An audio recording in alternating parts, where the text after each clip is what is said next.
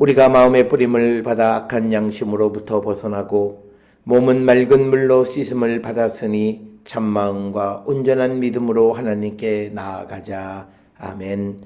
전능하사 천지를 만드신 하나님 아버지를 내가 믿사오며 그 외아들 우리 주 예수 그리스도를 믿사오니 이는 성령으로 잉태하사 동정녀 마리아에게 나시고 본디오 빌라도에게 고난을 받으사 십자가에 못 박혀 죽으시고 장사한 지 사흘 만에 죽은 자 가운데서 다시 살아나시며 하늘에 오르사 전능하신 하나님 우편에 앉아 계시다가 저리로서 산자와 죽은 자를 심판하러 오시리라. 성령을 믿사오며 거룩한 공예와 성도가 서로 교통하는 것과 죄를 사하여 주시는 것과 몸이 다시 사는 것과 영원히 사는 것을 믿사옵나이다. 아멘.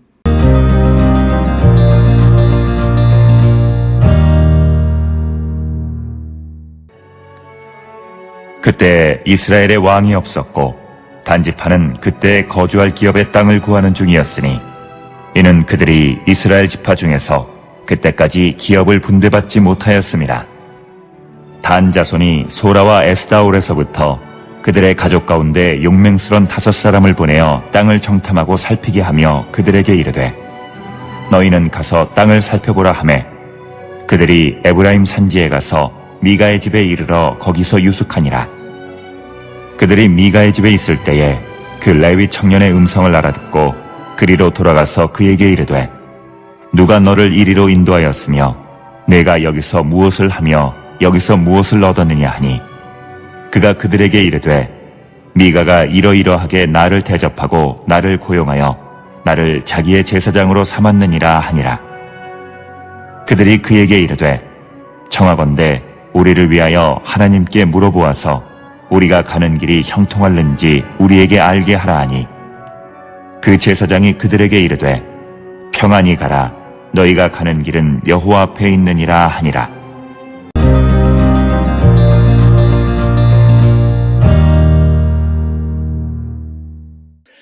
오늘 우리가 함께 읽은 사사기 18장 1절로부터 6절에 있는 말씀은 18장 전체가 단지파가 새로운 영토를 얻기 위해서 그 라이스의 정탐꾼을 보내는 이야기, 그래서 그 땅을 정복하고 그리고 그 이름을 단으로 바꾸는 그런 이야기가 기록되어 있는 18장 전체에서 특히 18장 1절부터 6절까지는 단지파가 새로운 영토를 얻기 위해서 라이스의 정탐꾼을 보내는 내용이 오늘 우리가 함께 읽은 1절로부터 6절의 말씀이 되겠습니다.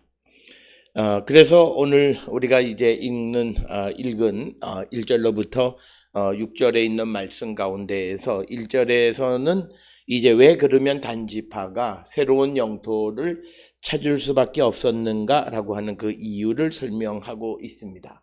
1절에 보면 그때에 이스라엘의 왕이 없었고 단지파는 그때에 거주할 기업의 땅을 구하는 중이었으니 이는 그들이 이스라엘 지파 중에서 그때까지 기업을 분배받지 못하였습니다.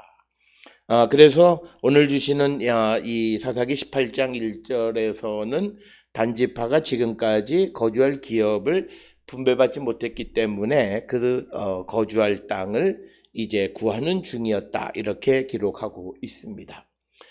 그러나 우리가 여호수아 19장 40절로부터 48절에 보면 단지파가 영토를 분배받는 내용들이 기록이 되어져 있습니다.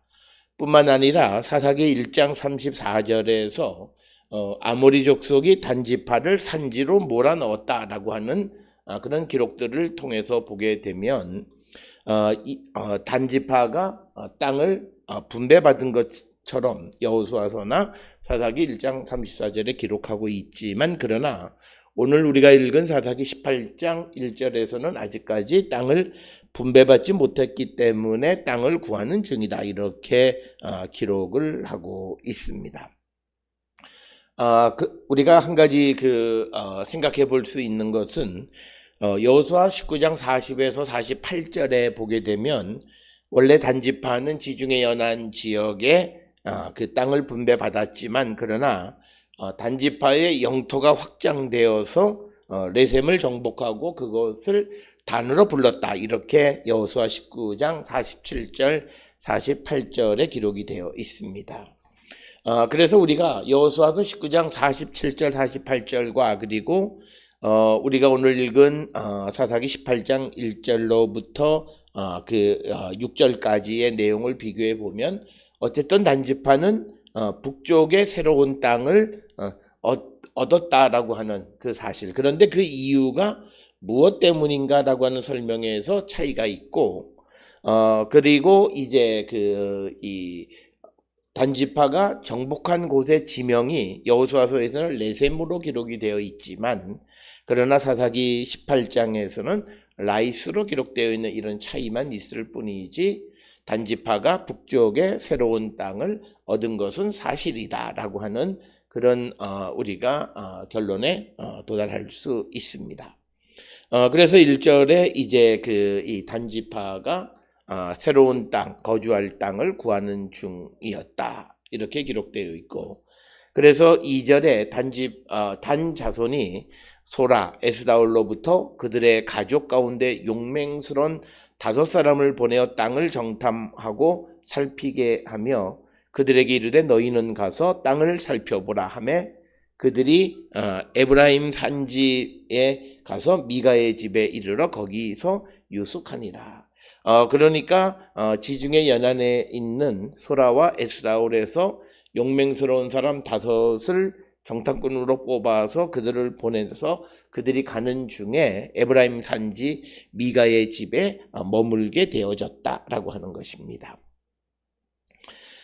그래서 이 3절에 그들이 미가의 집에 있을 때에 그 레위 청년의 음성을 알아듣고 그리로 돌아가서 그에게 이르되 누가 너를 이리로 인도하였으며 내가 여기서 무엇을 하며 여기서 무엇을 얻었느냐. 오늘 주시는 본문에 보면 음성, 콜 이렇게 되어 있는데 아마도 이것은 레위 청년의 억양을 통해서 이 사람이 유다 사람인데 에브라임 산지에 와서 거주하고 있다라고 하는 것을 이 단의 이 소라와 에스다올에서 뽑힌 정탐꾼들이 그 목소리, 즉 그의 억양을 알아들었다. 그래서 우리가 여기서 한 가지 추정할 수 있는 것은 성경의 몇몇 군데에 보게 되면 억양을 통해서 또는 발음을 통해서 그 사람들이 어느 지역인가 어느 지역 출신인가를 분별하는 것을 우리가 볼 수 있고, 특히 예수님이 잡히셨을 때에 베드로에 대해서 대제사장 가야바의 집에서 사람들이 베드로의 목소리가 갈릴리 사람의 말투와 같다라고 하는 그런 말을 하는 것 등을 통해서 보면 아마도 이스라엘에도 지역에 따른 어떤 사투리가 있었다라고 하는 것을 우리가 짐작할 수 있습니다. 그래서 이 단지파의 5명의 정탐꾼이 이 레위 청년에게 누가 너를 이리로 인도했고 그리고 여기서 무엇을 하고 또 무엇을 얻었느냐라고 하는 질문을 합니다. 그러니까 왜 여기서 무엇을 하고 그 다음에 여기서 일하는 대가가 무엇이냐라고 하는 것을 상세하게 질문하는 것이 되겠고, 그렇게 되니까 4절에 그가 그들에게 이르되 미가가 이러이러하게 나를 대접하고 나를 고용하여 나를 자기의 제사장으로 삼았다. 그래서 레위인 청년이 단지파의 5명의 정탐꾼에게 자기가 미가의 개인 제사장이다 라고 하는 것을 말하고 있습니다.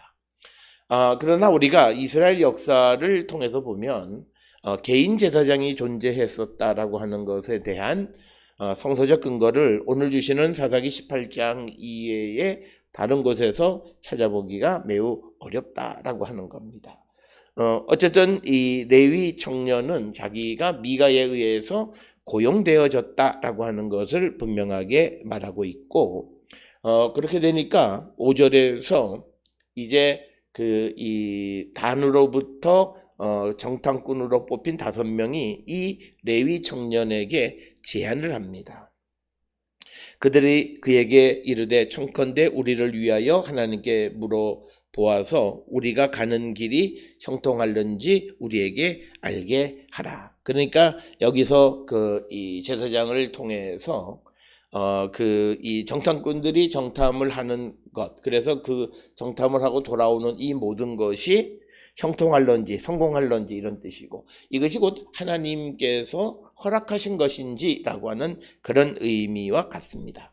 따라서 오늘 주시는 본문의 말씀을 통해서 보면 제사장들의 역할 가운데 하나가 하나님의 뜻을 묻는 그런 역할을 했다. 그래서 그것을 우리가 전문 용어로 신탁, 오러클이라고 이렇게 이야기를 합니다. 그래서 단의 정탐꾼들은 자신들이 정탐하는 그 일이 성공할런지, 즉 이 말은 하나님께서 허락하신 일인지라고 하는 것을 묻는 것이 되겠습니다. 오늘 우리가 주시는 말씀을 통해서 고대 시대에는 항상 사람들이 하나님의 뜻이 무엇인지를 알고 싶어 한다. 그래서 우리가 구약 시대에는 대체로 몇 가지 방법이 있는데, 첫째는 이처럼 어떤 이 제사장들의 제사를 통해서 하나님의 뜻을 묻는 경우들이 있습니다. 그것은 고대 시대의 신들이 자기들의 견해를 이제 그 제사를 드리는 사람이 드리는 제물의 간에다가 표시한다라고 하는 그런 생각들을 가지고 있었습니다. 그래서 그들은 희생 제사를 드리면 제사장이 그 희생 제물을 잡아서 그 내장에 있는, 특히 간의 상태를 통해서 그 사건의 길흉을 점쳤다라고 하는 것이고, 또 하나는 이제 꿈을 통해서 이 꿈이나 또는 환상 이런 것을 통해서 신의 뜻을 알고자 했고, 그 다음에 이제 세 번째 방법은 이제 천체 관측입니다. 이건 고대 시대에 많이 행했고, 우리나라의 고대 역사에서도 보면 월식, 일식 이런 거 천체 관측을 통해서 신의 뜻을 알기도 했고, 그리고 마지막으로는 이제 동물이나 사람의 출생, 그래서 태어난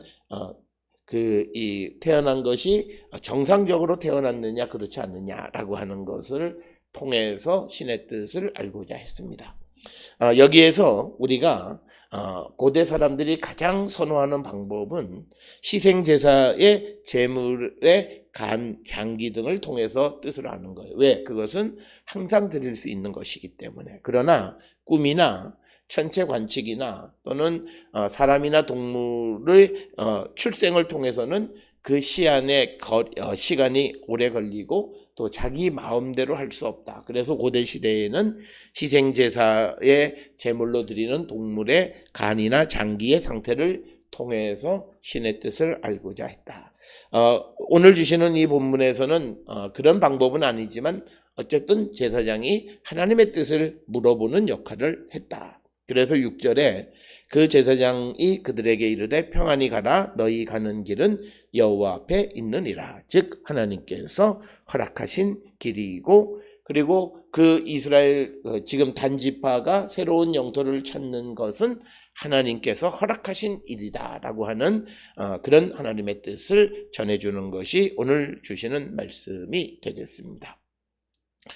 오늘 주시는 본문의 말씀에서 우리가 꼭 기억하셔야 되는 것은 어떤 일, 꼭 해야만 하는 일이긴 하지만 그러나 그 일 자체가 하나님이 허락하신 것인가를 알고 싶어하는 이들의 모습, 그것은 그들이 하는 것이 하나님이 허락하지 아니하시면 어느 것도 이룰 수 없다라고 하는 믿음 때문에 그런 관습 제도가 형성되어진 것이고, 따라서 우리도 내가 꼭 해야만 한다고 생각하는 일들, 그 일에 대해서 우리가 꼭 하나님께 여쭙고 하나님의 허락 속에서 모든 일을 행하는 우리 모든 성도들이 될 수 있기를 주의 이름으로 축원합니다. 기도하시겠습니다. 사랑과 은혜가 충만하신 아버지 하나님, 은혜를 감사합니다. 우리가 이 땅을 살아갈 때 모든 것에 대해서 하나님의 뜻을 묻고 하나님의 인도함을 받는 우리 모두가 되게 인도하여 주시옵소서. 예수님의 이름으로 기도드렸습니다. 아멘.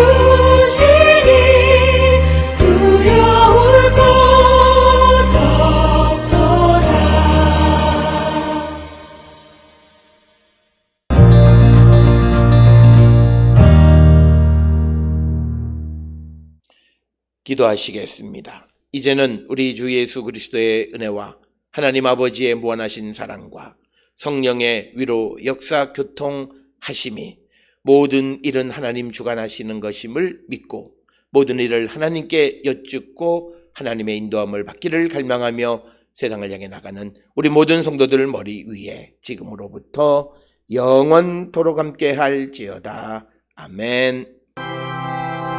주 너를 지키시고 그 얼굴을 내게 돌리시고